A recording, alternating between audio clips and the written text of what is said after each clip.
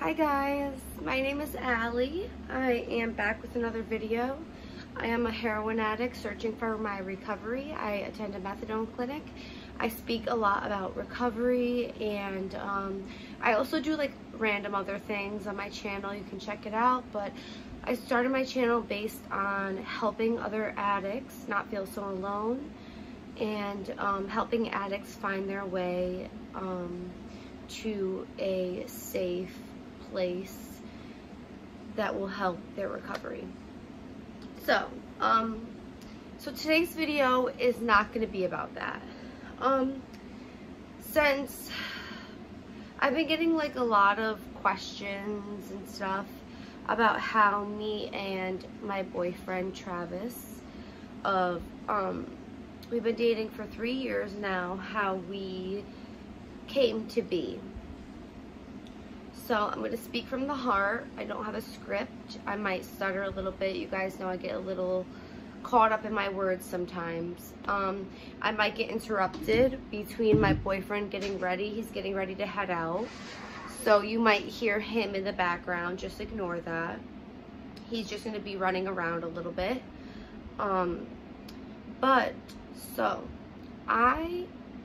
So I was using heroin and amongst a bunch of other drugs when I was 16 years old. I was on my way to my second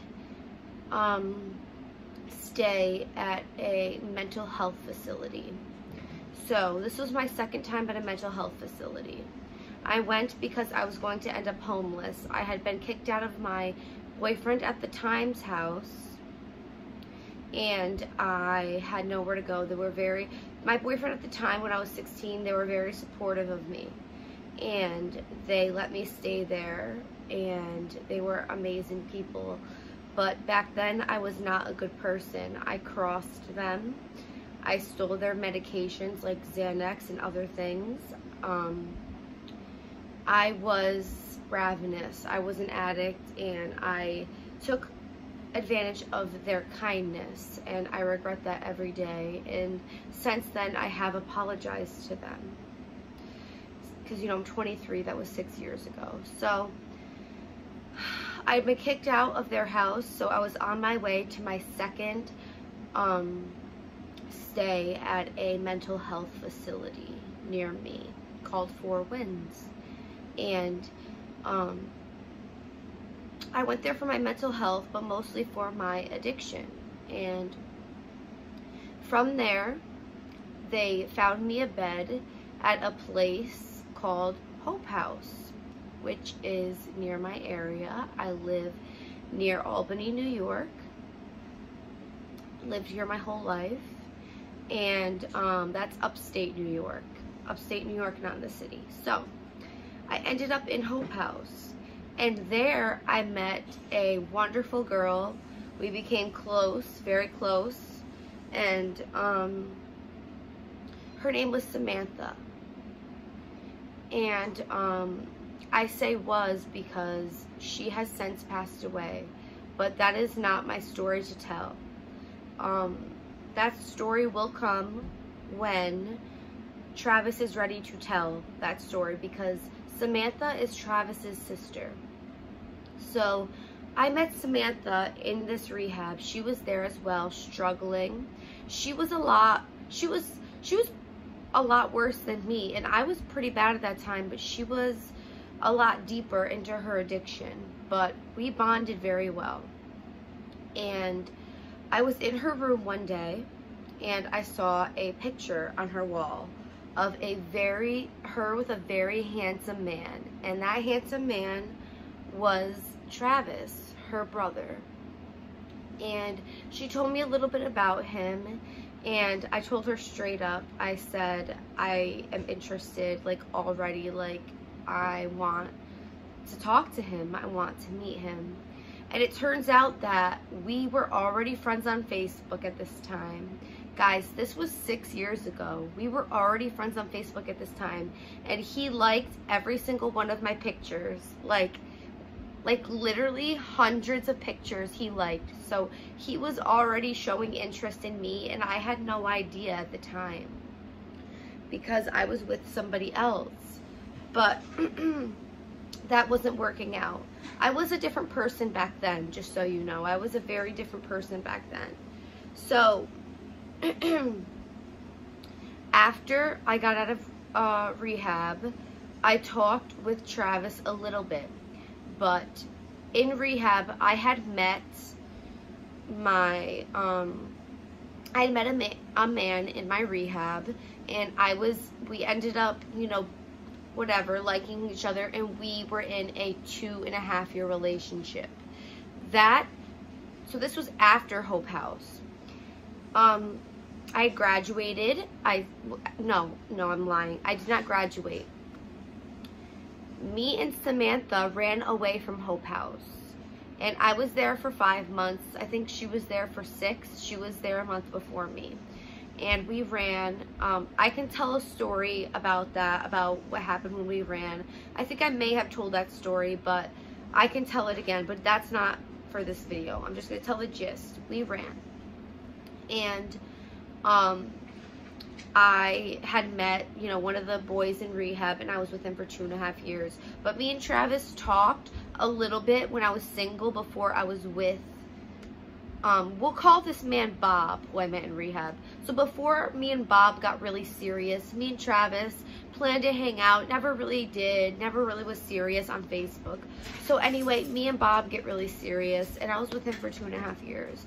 Anyway, that relationship ends. And I can also do a video on that relationship and how, you know, what that did. And I can teach other women the signs of, you know, when a relationship isn't meant for you, and the signs and what to look out for. But that's not this video. This video is about how I got to Travis. So, things ended between me and Bob after 2.5 years. My heart was obviously broken. I was sober, and I made a mistake, and I laid my sobriety a lot on that relationship. I stayed sober for Bob, not for myself. So once Bob left, I said fuck it, and I didn't begin heroin right away. I began snorting coke and drinking every night, and not drinking lightly. I was drinking Jameson every night. And on one drunken night, I messaged Travis, or he messaged me, I can't remember. But we ended up, you know, planning to hang out, and I remember feeling like so nervous, like I didn't know what to expect. I'm sure he didn't know what to expect. But, so we had planned to hang out, and we did. That night went amazing. Like, we clicked immediately, no awkwardness like you would think. It was actually great. He had like a little bonfire going, and we met in his backyard, and it was just amazing. From the start, I knew that, this sounds crazy, but I never believed in love at first sight until I met Travis. Like, that was for real love at first sight. And I had a hater comment and say that heroin brought us together. So what brought us together was his sister, not heroin. Okay. So when I met Travis, he had never touched. He has dabbled, you know, he's dabbled. He's not innocent, and he'll tell his story when he's ready, but he's not innocent. I will say that. He's done what he's done. And when I met him, he did not touch heroin. He did not like it because his sister did it, and he loved his sister to death. Both of his sisters did it, and he did not approve. He hated it. He has fought people who, you know, provided that stuff to his sisters. He did not approve. He does not like that shit. So, so me and Travis, whatever, we hit it off together ever since. Yes, we had ups and downs, but that's irrelevant. It was very irrelevant. Small little bumps in the road that we got through, because we loved each other from the beginning. So we were, I'm gonna be straight honest, we were drinking a lot, and we were doing coke at first. Drinking and doing coke, doing that type of thing, and just literally vibing. We would stay up all night talking all night about our lives. Like, I've never vibed with somebody so much. I've never stayed up all night with somebody and be able to talk about, just talk all the way till like the morning hours, like 6, 7 in the morning. And like I'm tearing up thinking about it, because what we have is so special, and what we have now is special. And you know, sometimes that gets lost in the sauce when you're thinking about bills and other things. You forget about how much, you know, you really love that person. Well, no, you don't forget how much you love them. You forget how, you know, the little things. You forget the little things and how much, you know, how much we really loved each other and bonded. But nonetheless, bills and addiction did not ruin our relationship. So we had a dealer, and he sold us Coke at the time. And I'm going to be honest, I made the mistake of asking him if he had bags of H. And he said he did. I bought 2. I'm talking about plug, babe. And I'm going to be straight up with you guys. So I got it and I brought it home. I don't think Travis knew that I got it. I think he thought that I had just picked up Coke. But I brought it home. I busted it out. And I did some. And that was my mistake. I had 2 years clean at that point. Maybe a little more. And I had just ruined it. I had just ruined it. When I swore I would never touch that drug ever again. So I did it. And Travis did not want to touch it. But eventually, with me doing it, he tried a little bit. And I'm going to tell you guys this. It did not start right away crazy. We would go days, maybe even a week. I love you. Can I have a kiss? We would go days, maybe even, you know, weeks without touching it, because we were not addicted right away. We liked having fun. We would get our Coke, maybe pick up. Okay, I love you. Check your lips when you go out there. Maybe we would maybe get 1 bag at a time, split it, and we would have sex for hours. We felt amazing. It was amazing at first, and if you're a heroin addict, you know that. And I'm not glorifying or glamorizing this addiction, because that does not last long. It does not last long. That glory phase does not last long. So, let me repeat. I'm getting, like, my eyes watery. So, we had a plug who we were getting Coke off of. I would get Coke that night. I saw bags on his table. Asked him, hey, do you sell H? He said yes. I said, can I just have one? Just 1 bag. He sold me 1 bag. That 1 bag, it took, you know, it sneaks up on you, because first we were doing it once a week, and then we were doing it twice a week. And, you know, this after like 6 months, we still weren't doing it that much. But it sneaks up on you. First, you're doing 1 bag. You're splitting 1 bag. And then you're doing 1 bag apiece. And then all of a sudden, you're doing 2 bags apiece. And this is over a 2-year span.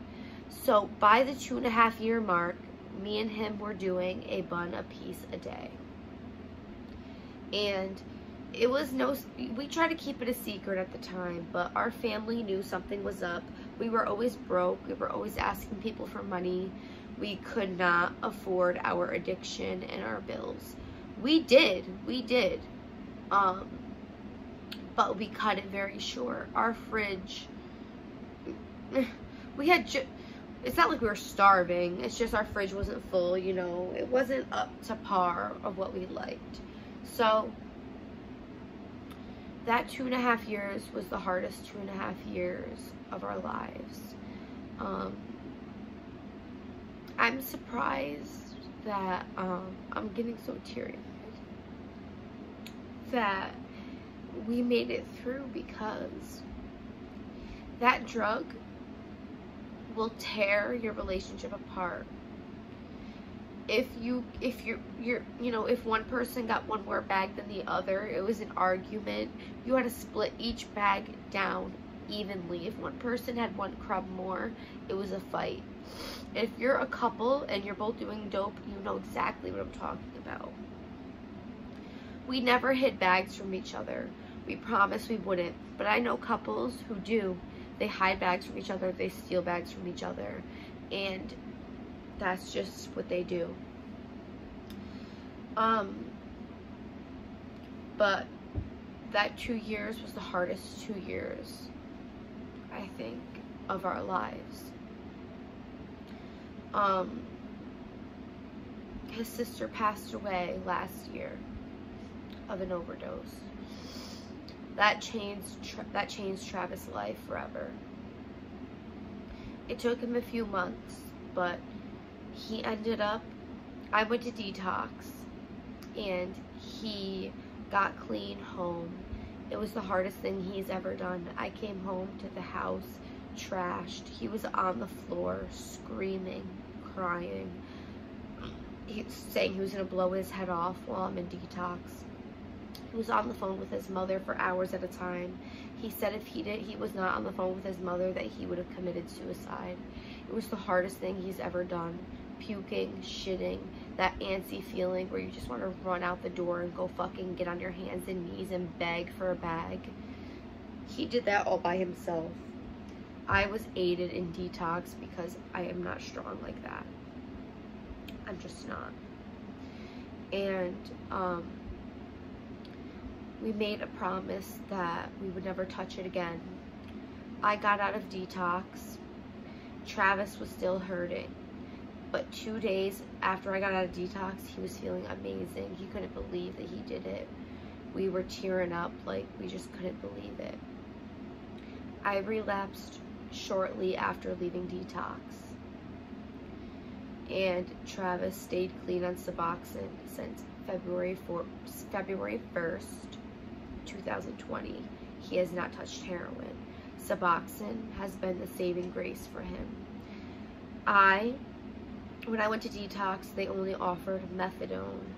So, since I was already on methadone, I stuck with methadone, and I attend a methadone clinic now.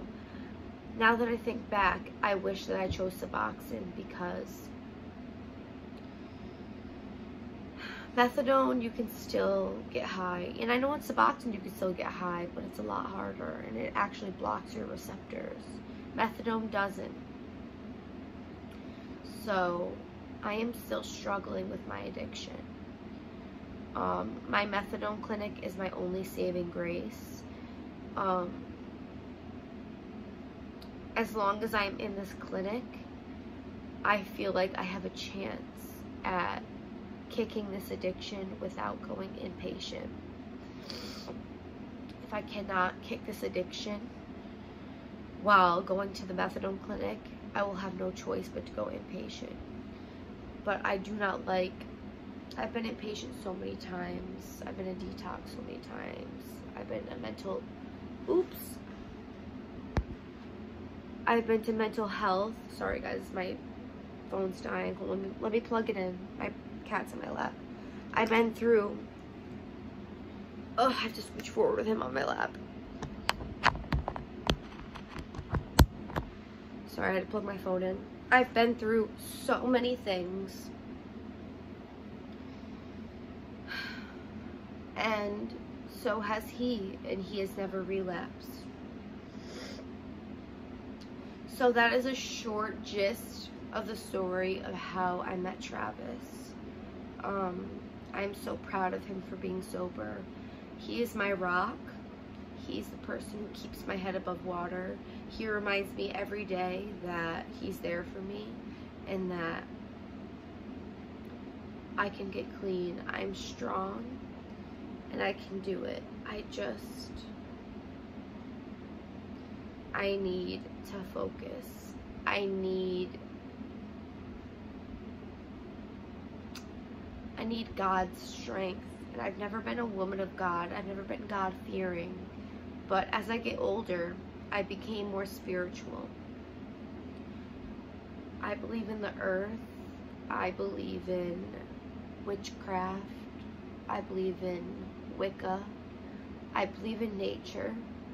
I believe that the universe, there's spirits everywhere, in the trees, in the sky, in the stars.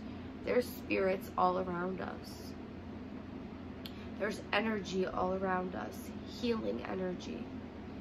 And when I go outside and I'm in my country farm area, I love it out here. It's therapeutic. And I'm getting off track, but that is how me and Travis got together, for all you guys who would like to know. I regret buying that one bag of heroin and bringing it home around Travis. I regret everything about it. But you can even ask him. He was a grown adult. He was 23 years old. He can make his own decisions. I was 20 at the time, as I could make my own decisions. And we both made shitty ones at the time. Heroin addiction creeps up on you. Just because you're doing one bag now does not mean that it'll stay that way. It will get worse and worse over time, and before you know it, you'll be doing 10 bags a day. So that is the story of how I met Travis and I got with him. Thank you guys for listening. And I know I mentioned some other videos I can do in here, like when I ran away from rehab. I think I already made a video on that, actually. If you look down my other videos, I labeled it, I think, running away from rehab. That's the story of where I ran away. But I can make an updated one if you guys would like. When I ran away with Sam, his sister, who was my age. So I mentioned a couple video ideas in this video. If you would like me to do any of them, remind me in the comments down below which part in this video that I made that like you would like me to elaborate on and make a video on. I love you guys so much. I love the people that support me and the people who talk shit about me. You're just getting me more views and growing my channel. Since I had haters on my channel grew 10 subscribers overnight. And I know it doesn't sound like a lot, but for a small channel, that's a lot. So haters, keep hating. My loyal fans, you know who you are. I know who you are. I love you so much, and this channel would not be here without you.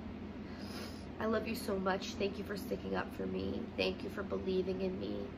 Thank you for just being here in general. And I heard that YouTube has been messing up, and people who have their notifications on, they're not getting notified of my videos. So maybe try hitting the bell off and hitting the bell back on so you can get my notifications. If not, I upload every couple days, so maybe search my name and there might be a new video. I upload maybe every 3 days. I can upload more if you would like, but I work a lot, guys. I work 9-hour days, and I'm usually very beat after work. So that's that. But like I said, any video ideas, comment down below. I love you so much, and I will see you soon.